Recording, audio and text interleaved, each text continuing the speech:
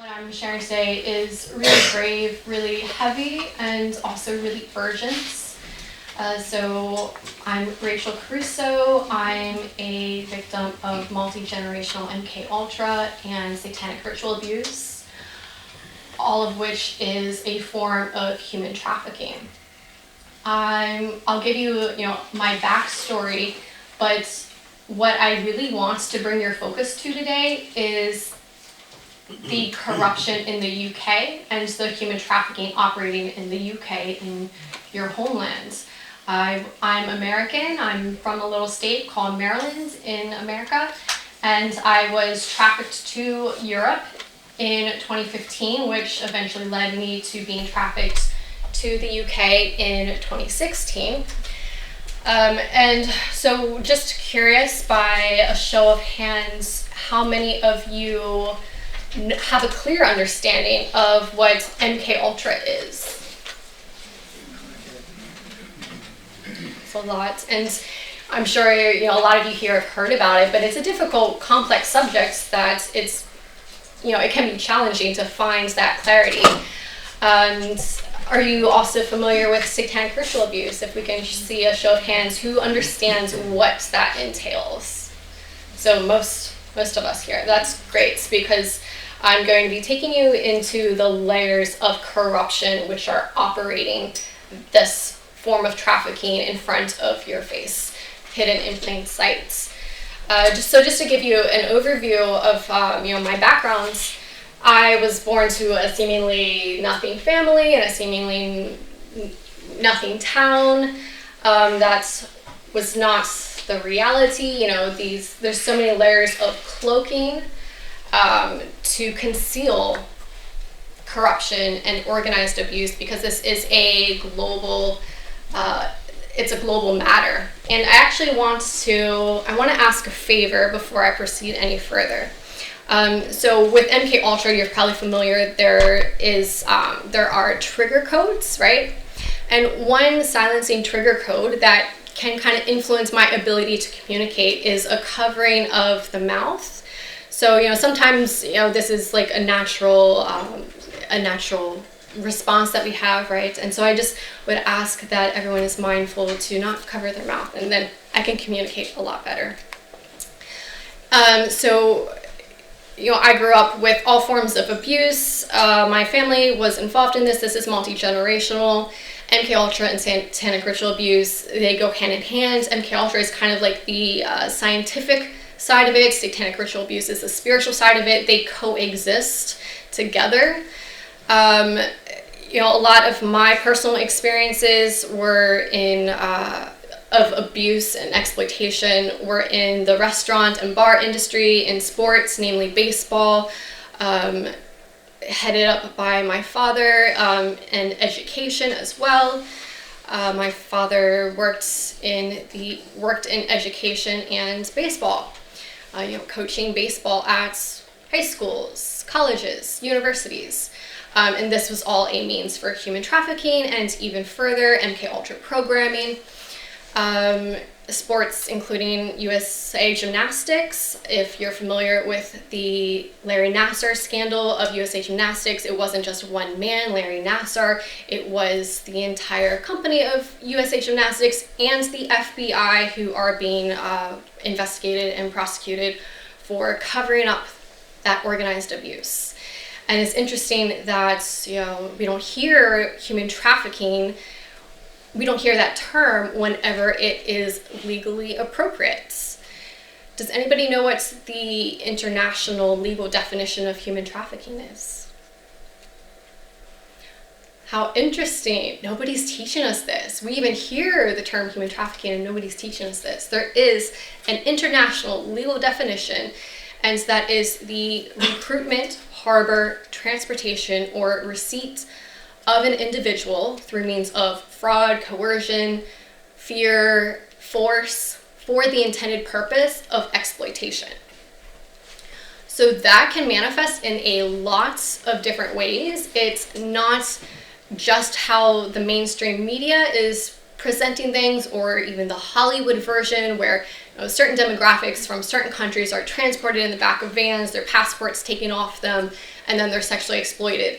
That does happen, but that's just a small fraction of human trafficking. If you just come back to that legal definition and consider all the ways that might manifest. And so this was happening to me throughout my life, many forms of exploitation. Also the mainstream media and the authorities, they want you to think of human trafficking through a very narrow lens, a narrow scope, like sexual exploitation, labor exploitation, domestic servitude, and organ harvesting. That's basically all that they will recognize. But exploitation, premeditated exploitation, when you are recruiting, transporting, or harboring a person, that's human trafficking, is it not? And so I grew up with a lot of abuse. My life was controlled and was not my own, even though I existed in society.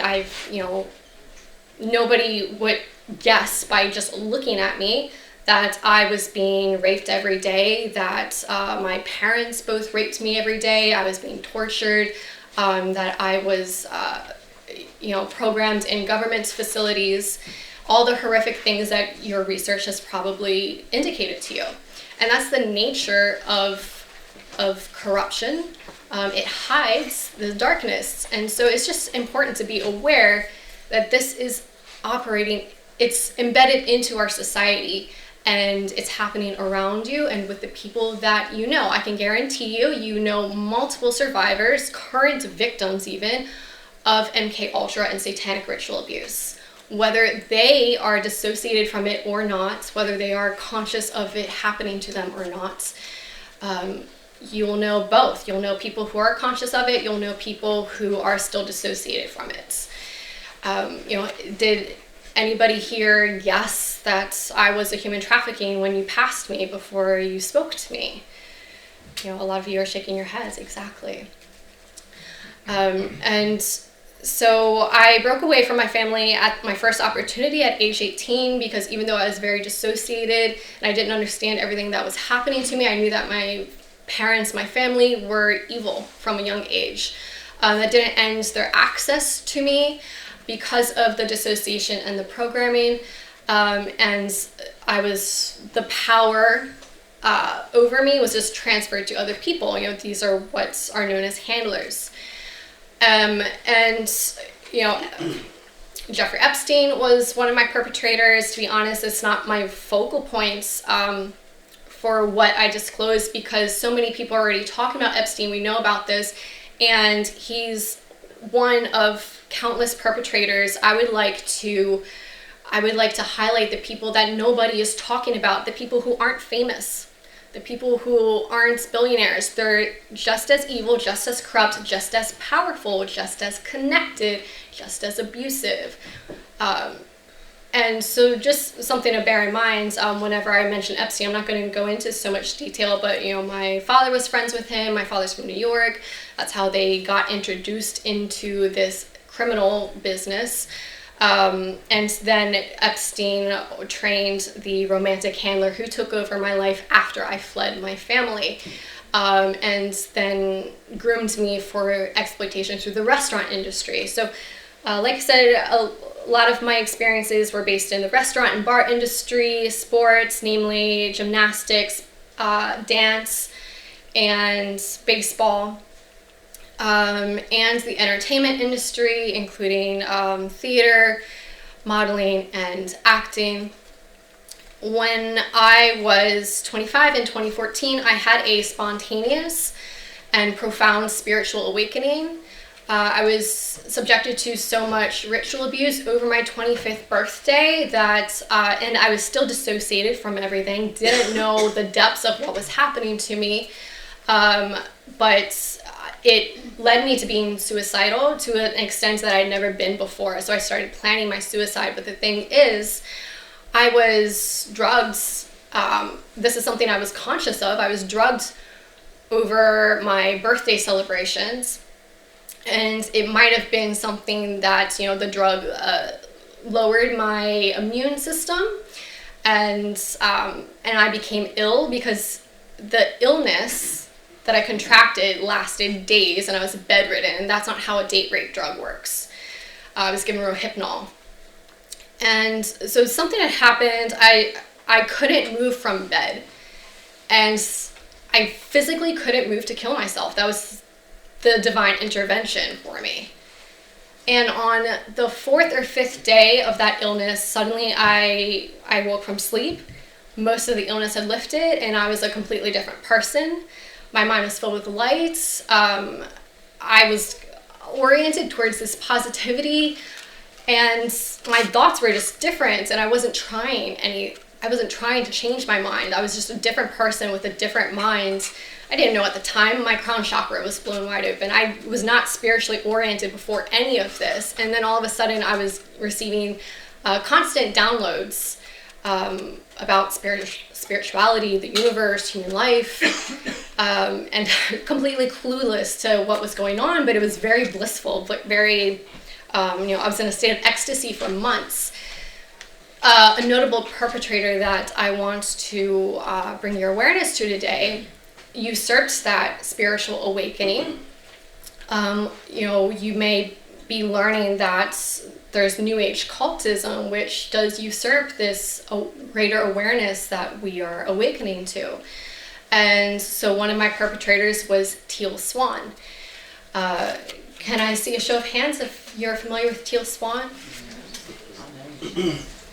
So this is a woman who claims herself to be a survivor who has overcome satanic ritual abuse. And more recently, people are coming to understand her as a narcissist and a New Age cult leader.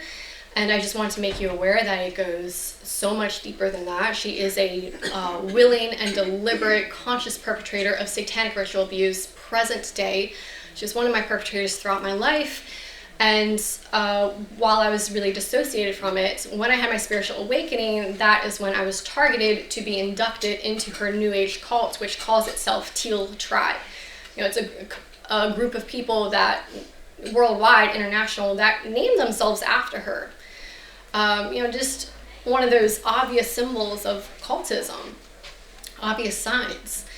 I was clueless about narcissism at this time, clueless about cults really, and very ungrounded for my spiritual awakening. It was a really lofty experience, but I was operating from these higher chakras, higher consciousness that just wasn't grounded into the physical realm, and that was taken advantage of. Teal focused on me. She singled me out. She built me up in her cult so that there would be a higher height to drop me from.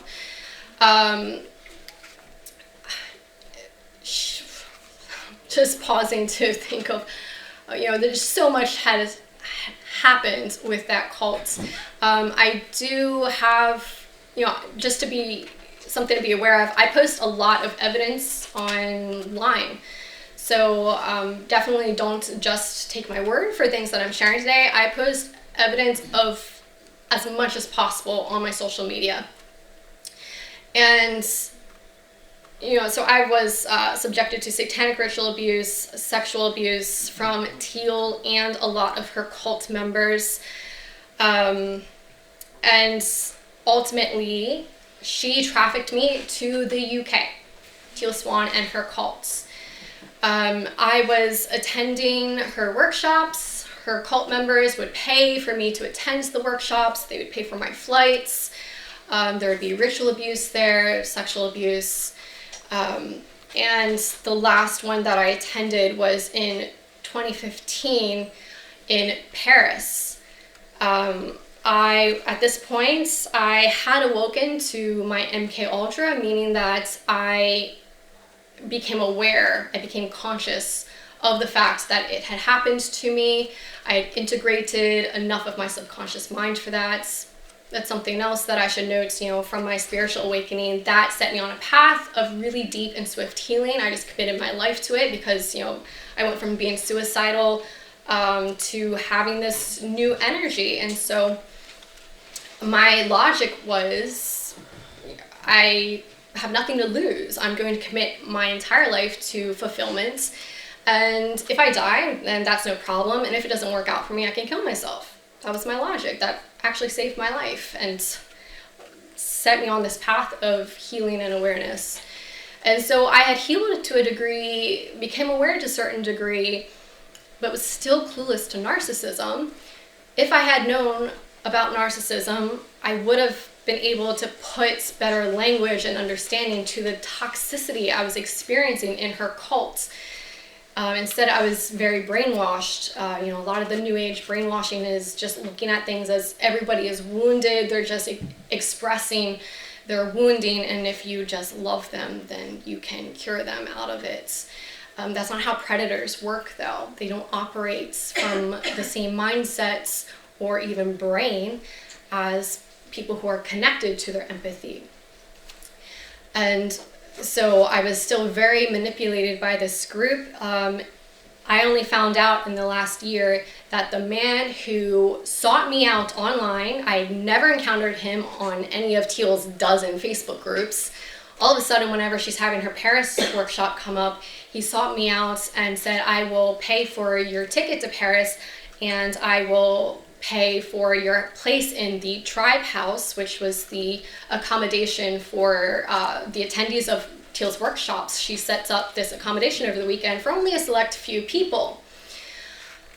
I only found out in the last year that he's a self-admitted sex trafficker. You can look him up. His name is Yannick Chiquan. He is French-Canadian. He's from Montreal. He runs illegal brothels in Montreal, and you'll find news articles if you just type in any of these keywords into your search engine, and you will find that he even openly admits that the police have let him operate with impunity. Their whole claim is, well, you're not using children, so no big deal. Our focus is on the children. And of course, well, from what I know about these things, children are most certainly going to be involved, but nonetheless, sex trafficking of adults isn't a big deal. The exploitation of people who were probably sexually exploited in childhood as well, it's a continuation of child abuse. And more to that Paris workshop, Teal opened her workshop with a healer who was French. We were in Paris. Her fiance at the time, Alain Giquot, if I'm pronouncing that right, he's French. And one of his friends happens to be this healer who opens the workshop. The man doesn't speak a word of English. He just stands at the front silently, supposedly performed a mass healing on us, walked off stage, and there was no commentary on that, even from Teal. Come to find out, this man, Jacques Conan, was convicted in the Thierry Tilly trafficking scandal. So this took place in the UK and in France. If you look up Thierry Tilly, it's a well-documented, infamous scandal. Parisians have told me that it's their biggest modern scandal. And it's connected to Freemasonry. Jacques Conan, his responsibility that he was convicted for was setting up a shell company through a fraudulent, non-existent charity. And that company was used to launder money for the trafficking. And so these are the people who were involved in this workshop that I was taken to. The Teal Tribe cult members, including the people who were at that accommodation with me, would then go on to traffic me around Europe. I was also moved around the US before this. I was moved around the US by Teal cult members and exploited by them. So now we've exited the country. And I was trafficked to France, Romania, Greece, and then finally the UK. Teal Tribe cult members had a direct hand in all of this, even the people who were in that house with me. That's not a coincidence. This is organized abuse, premeditated. A lot of planning goes into this. by the time I got to the UK, I was no longer in association with people in Teal's cults, except for the people who would lie to me and say they're not involved in her cults in order to stay in contact with me, because I could finally see how toxic it was. However, I still didn't know it was a cult. I just thought I didn't resonate with it. That was that new age brainwashing. It's true, I didn't resonate with it, but there was a lot more to it. We're talking about predators and premeditated abuse. And so I pretty much was just on my own, very isolated. When I came to the UK, I was homeless before I left the US. From the time that I started to heal, I was placed into poverty programming. And when you hear programming, it can indicate, something that's happening within a person's mind. But in this instance, I'm referring to something, a system that I was put through with actual financial obstruction, financial abuse, a lot of effort going into making me homeless and destitute, which I continued to be to today, as Karen was talking about. So this is since 2014 that the poverty programming was initiated for me, because I was separating myself and breaking away and healing. And so this makes you even more vulnerable to abuse when you can't even meet your physical survival needs. It makes you more vulnerable to predators. It can be a form of control. I mean, how I get around it is I surrender to my death. If I'm just overriding a fear of death, knowing that I'm eternal, and it's not a theory for me, I can feel it. I remember my eternality. And so that's how I've stayed alive to this point, but that's not without suffering. And I was in a serious state of deprivation, physical deprivation, in early 2017, whenever things started to shift in the UK for me. I was suddenly attacked by my live-in landlord. So that's, the home space has been one way to access me for abuse and control, using my physical needs once again to control me. And I happened to have been looking online to see if I could find free counseling in the UK, because I wanted support in healing, had never had support in my healing, and I couldn't pay. So I happened to have come across a charity called Unseen, and when my landlord attacked me, I called them up and I said, hey, I saw on your website that you offer safe accommodation for victims of trafficking. And this was the first time that I started to realize I was a victim of trafficking, because nobody's teaching us these definitions. And it's very common that victims themselves don't know. And maybe because they've been groomed as well. Grooming means to be conditioned to be complicit to your own abuse.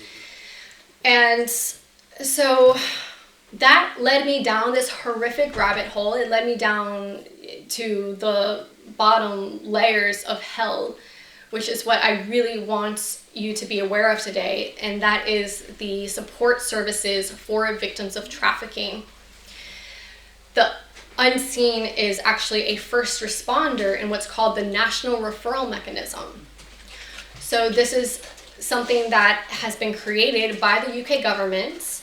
However, more recently, other countries are creating their own national referral mechanisms. I'll speak specifically to the UK because that's what I have experience of.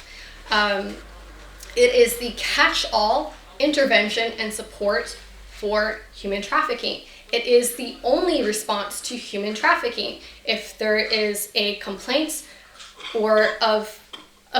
report, or suspicion of human trafficking by a victim or by someone else, it all goes directly to the National Referral Mechanism by law. It must be reported. This is completely fraudulent. The NRM, as it's shortened to, it is 100% fraudulent. It's not corrupt in that it's been infiltrated. It was set up on fraudulent means as a system of human trafficking. They are the perpetrators. They pretend to be fighting. So the way this system works, it's very interesting because the only people who know about it is the victims and the perpetrators, the people working in the anti-trafficking sector, who are mostly perpetrators, and then the victims who are put into it. But if human trafficking is a societal problem, then it's so important that you understand what's being done in your country with this problem, because it's just more abuse. So the Home Office has contracted the Salvation Army to head up the victim support services. The Salvation Army has then subcontracted to 12 other charities to actually provide those services, such as safe houses, financial supports. In Europe, victims of trafficking are entitled to their ECAT rights. ECAT is the European Convention Against Trafficking in Humans. And some of these entitlements include safe accommodation, medical support, legal support, mental health support, and financial support. So as a victim of trafficking, you are entitled to that. In the NRM, the first step is to identify a potential victim of trafficking. So you don't necessarily have to prove that it has happened to the person. But if you disclose circumstances that fit the legal definition of trafficking, you are identified by the government as a potential victim of trafficking. And then the NRM is supposed to give you 45 days of support to recover and move on. So lots of problems with that, because 45 days to recover from human trafficking and to extricate yourself from those systems of abuse is ridiculous. That's a dream. However, it's actually much longer. And you would think that would be a good thing, since I just said 45 days is way too short. But what they're doing is entrapping you in this system of control. So within those, 45 days kind of just goes out the window, and you are in the NRM as a potential victim of trafficking until you give an interview with evidence and you can demonstrate that most likely you are a victim of trafficking. So this doesn't happen inside a court. It's not a legal process. You don't even have to prove it beyond the shadow of a doubt. It's just enough evidence to say, this probably happened to this person. We accept that. And then what does that give the victim? Nothing. They're actually ejected from the NRM. And if they're accepted as an actual victim of trafficking, we call that a positive conclusive grounds decision. That may help them if they have an immigration case, like if they've applied for asylum or a leave to remain. It may help them. That's all they get. The support is actually a means for controlling and abusing the victims. The Salvation Army was founded by a Freemason and funded by the Rothschilds. And this is easily researchable. So remember, these are the people who are heading up the victim support services. And did you catch how many charities are involved in this? The Salvation Army and 12 of their subcontractors. That's 13. That's a ritual number, and that's not a coincidence. So when I was in the UK, very materially unstable and attacked by my live-in landlord, and I called up Unseen, who is one of those 12 charities, and they're our first responder in the NRM, meaning they have a legal duty to act and to make a referral into the NRM. And I said, hey, I saw that on your website you have safe accommodation. I had no idea what that entailed. They weren't prepared to tell me either. That's how control works, controlling information, withholding information. Turns out they were safe houses, okay. No one told me what that entailed.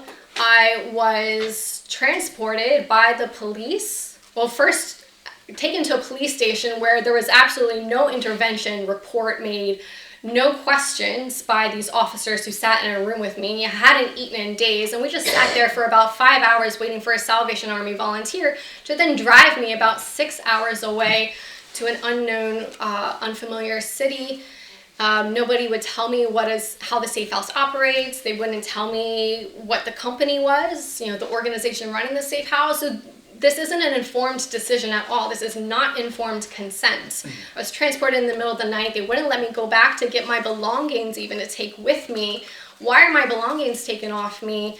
So I'm in a state of duress, which is engineered, completely unavoidable. When you get to the safe house, they have you, in that state of duress. They have you signing at least a dozen contracts in order to receive their services.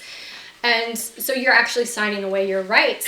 In one of the safe houses, this was recently reported on in the news from me giving my evidence and disclosure, they had us sign a contract to say we wouldn't use the internet anywhere for any reason for as long as we're receiving services from them. This is illegal. Actually, the internet has been recognized internationally as a human right in this day and age. And so this is one form of the cult control they established for us. This is just one little factor of it. The safe houses did operate as cults. And so, from my social media, I've published the news article where I give that evidence, and then the Home Office, the Safe House, the Salvation Army, they all denied.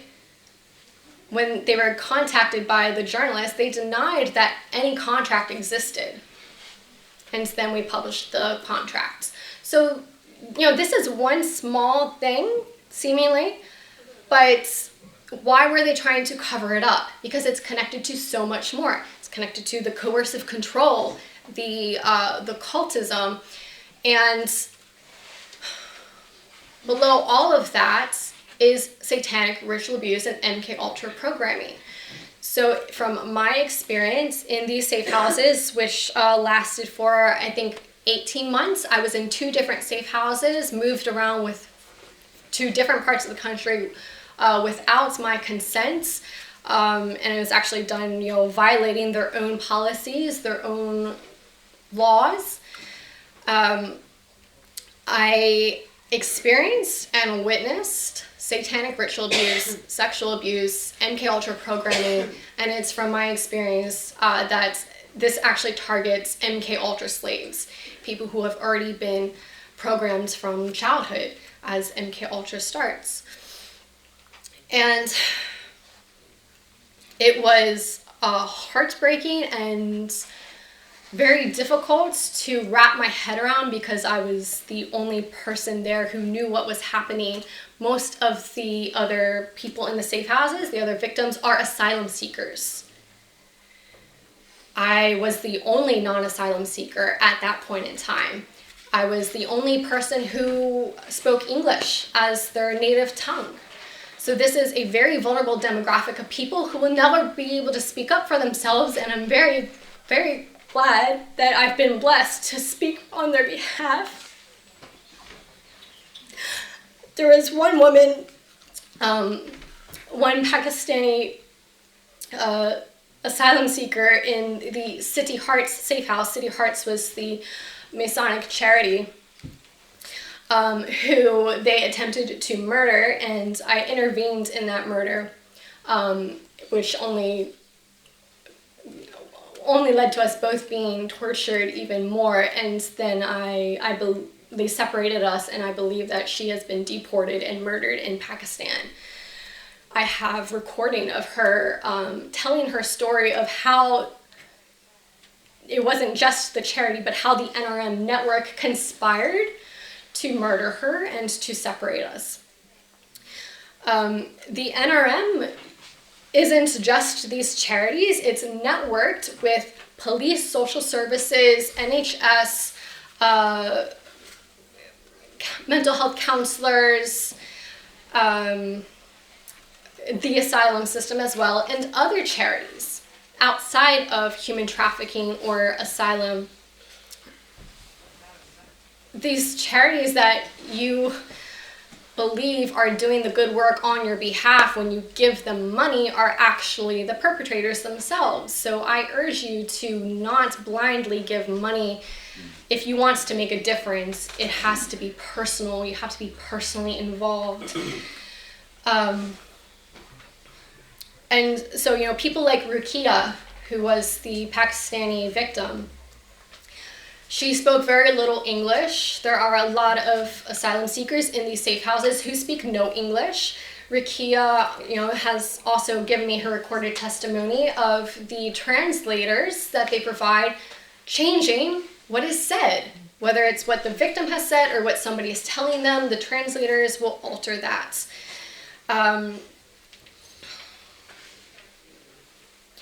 The other victims would disclose to me sexual abuse. You know, there was a whole scandal when one of the safe house staff members a female started a romantic relationship in the all-female safe house with a victim. Channel 4 did an investigative news report into City Hearts, where this took place, where I was, Channel 4, you know, like mainstream media does, they'll kind of whitewash things. If you listen to the video testimony from the people being interviewed, they say it operated like a cult and the abuse was worse than the trafficking that they had supposedly been rescued from. So that tells you more of what's happening here. And Channel 4 did not report on that disclosure and evidence from the victim where she was targeted for a romantic relationship, and then she was penalized, and the employee was protected, continues to work there without repercussion. I was illegally ejected from the NRM. The Home Office, I actually gave a partial witness statement reporting satanic ritual abuse that I was born into. I made that report to the Home Office. I knew that it wouldn't be accepted, but I felt that it was important for it to be on the record. I felt like it was an important part of changing making changes to the collective. I didn't say MKUltra, but satanic ritual abuse is ritual abuse is on the checklist for the NRM of human trafficking. But they just frame it as something kind of strange in strange lands. They frame it as juju in Africa. Well, that may be one form of ritual abuse, but if you add the word satanic to it, all of a sudden that doesn't exist. Or if you come from a place like America, where it seems that we are given all these entitlements and we're so free, no, it doesn't exist. I remember one of the staff members, when I first came into the first safe house ran by the Medai Trust, and I told her I was born into a satanic cult, and she said, well, cults we don't really have this cult issue in the UK, so you're going to have problems finding support here in the UK. This is just such a strange problem. That's an American problem. So that's just one example of how they were playing mind games with me. I mean, she completely knew what she was doing. We were subjected to constant control and manipulation. You couldn't have an interaction without serious gaslighting. And despite the healing that I'd done to that point to become aware of the MKUltra, it was a reprogramming center, and I was conscious to some degree of the kinds of reprogramming that was being done to me, and I became dissociated in a way that I hadn't before. And I think part of that was because I didn't have the clean splits, the clean dissociated splits that the programming relies on so that you operate seamlessly in society and in your own life. So it was a lot more painful. In all of my experiences, the safe houses are the most traumatic for me. They've had the most traumatic impact in my life, and I've been through a lot. So that's saying something about what's happening in the victim support services. And so again, this is the catch-all supports. Even now, if I say something about I'm a victim of trafficking, the only answer, even if it's an organization not in the NRM, the only answer is make a referral into the NRM. Go to a Salvation Army safe house. That's what I'm blowing the whistle on. So everybody just keeps telling me to return to the perpetrator because that's all the help there is. So clearly what we've been relying on as help is not help. You have to be the help. You know, I've realized that I have a role in being the help. I'll have to do what I can. But of course, I can't deconstruct this massive network of corruption on my own. And this isn't just in the UK. This is international. I've been trafficked to even more countries than what I've disclosed today. And as you know, a one world government, well, that is a one world corrupt network. It's not segregated as they want you to believe. I was illegally ejected from the NRM because I kept making complaints to City Hearts in writing, very detailed, which their responses would always kind of prove that they were lying. They would contradict themselves in writing in response to my complaints. They didn't know that I also had recorded testimony from their other victims, which I still haven't published online. Some of it's published, but they have no idea all the evidence I started to gather. For my first 6 months in the safe houses, I was knocked sideways. Like I said, I was heavily dissociated. I was in shock because I was the only one who could see what was happening. A lot of the other victims didn't even realize what was happening to them was bad. They knew they felt horrible. They knew they were suffering, but the message they got from everyone around them, this collective of narcissists gaslighting them, was that there's something wrong with them, that they're broken because of their past experience in trafficking, it's trauma, and they're broken. And the response was always, go to the doctor to get a pill. Rakia, for example, was on at least a dozen medications, none of which she wanted to be on. And you know how it goes. You get a medication and then there's side effects for that, so you have to get a medication for that, and on it goes. So these people are heavily medicated, including things that will subdue them. One victim would brag about sleeping for 12 to 14 hours a day because of the medication. Like, that was her achievement for the day, and she was in the safe house for 4 years. 4 years! Can you imagine sleeping for 14 hours and waking up just to eat pasta and sit in front of the TV and go back to sleep for 4 years? This is the experience of all of them. Rachel, can I just say, because we've still got another 15-20 minutes, I don't know if you did want to show any of your videos, and I don't know if you want to leave time for questions and answers. Oh, thank you. Yes, okay. Thanks for making me aware. Yeah, I want want you to drink.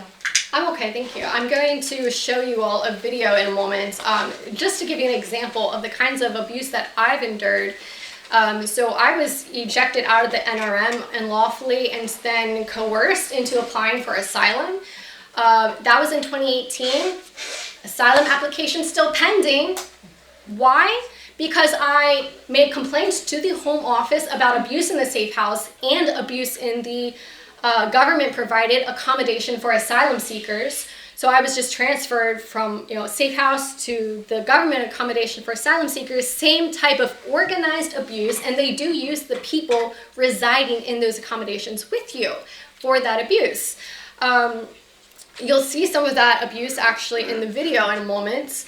So after I fled that accommodation because my life depended on it, I've since been mostly accessed by corrupt landlords because the government has withheld my rights to work, my rights to public funds, which means government supports.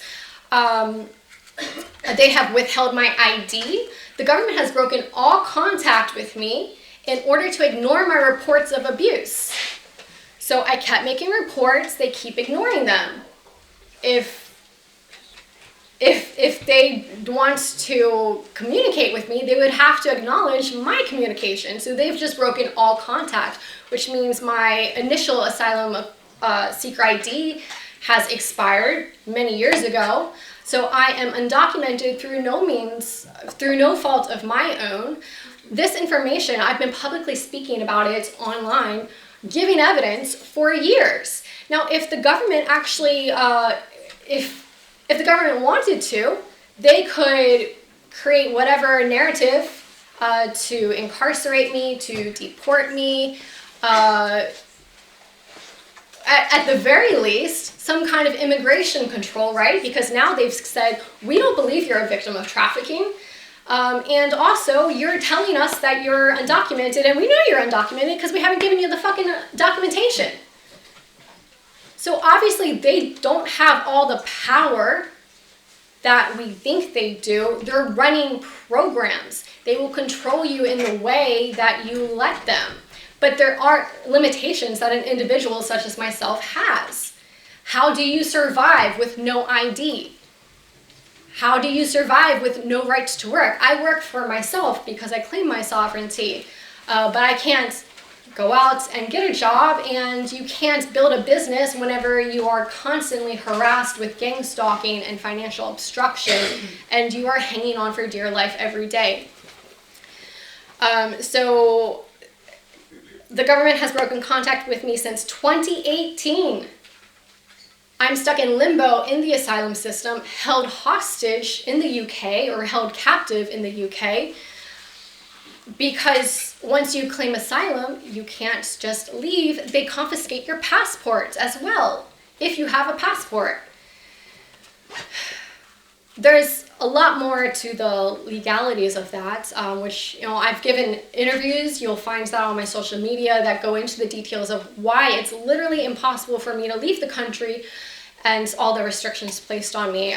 So I'm going to show you a clip of various instances of serious abuse. This is what I'm regularly subjected to, and a lot of this has been published on social media for years. Some of it was live streamed, and really no response. Part of it ended up in the news article that I mentioned before. However, that journalist was certainly corrupt. That's a whole other story. They whitewashed the article as well. But that's to say, I'm live streaming things that are appropriate to be reported on in the news. Serious crimes, people are watching. Thousands of people have seen these videos, and nobody has done a thing. So this is how human trafficking takes control of a victim's life. People watch passively, or they feel like it's somebody else's problem, or it's somebody else's responsibility to help. And I'm telling you, the help is corrupt. We all have a role, and it starts with whatever you can do from where you are. Maybe you don't have all the answers. Nobody does. But you have to contribute what you can from where you are, and definitely trust that that will grow and expand. And also, as we come together, that's going to evolve and create a movement. Right, so this is an hour-long video. You'll more of the damning content that I publish is now only on my Patreon to protect myself from cyber stalking, and also as a way to support myself. It's late and you're making a lot of noise. Can you turn your phone down, please, or go into your room? I cannot sleep. I am asking you. Are you crazy? I wanted to talk to you. You feel bad. I'm trying to sleep, okay? Please do not touch me in any way. Please. You are crazy. I haven't done anything to you. You have been violent. I don't feel safe with you. Why? I haven't done anything. Why? Give me. Do you want to talk? Give me. You need to calm down if you want to talk. I haven't done anything. You're crazy. So this was in the G4S accommodation. I showed this video to the G4S and police, and they told me that I was the antagonist there. And then they also went on to frame me for a hate crime against this woman. She a victim as well, this woman? She was an asylum seeker, but from what I know, she wasn't a victim. She was bribed. A lot of times that happens, bribed or just conditioned, coached is what I'm looking for, to participate in the organized abuse.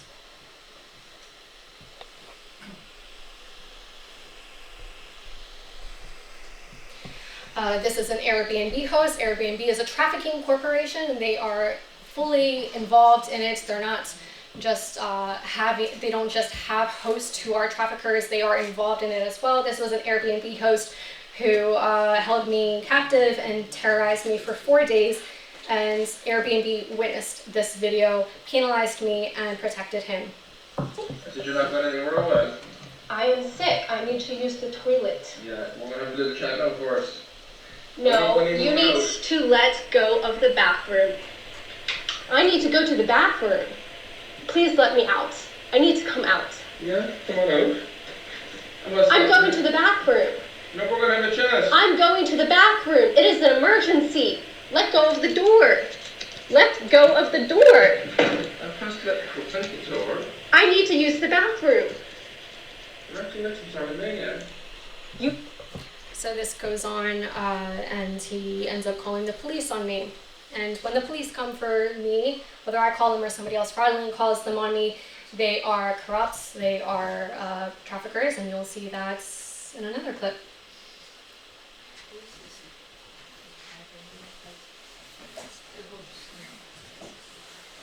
This is another Airbnb host. I won't play this clip, but these are the police that Airbnb host called, and this is the segment that made it into the news article. It's from the My London news sites. What's you living here? And what about your training for victims of human trafficking and your trauma-informed training of how to interact with vulnerable people? Okay, well, talk to us. You know that training, right? Because you're completely ignoring it. How can we help you with it? How can we help you? What's happened? Well, it would first help. The window's open.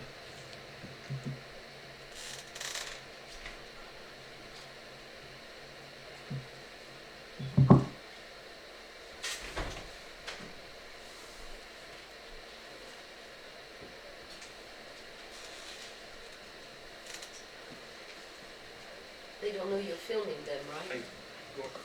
So I was trying to find a particular spot. You asked if they knew they were filming me. They did. This was live streamed, and they knew it.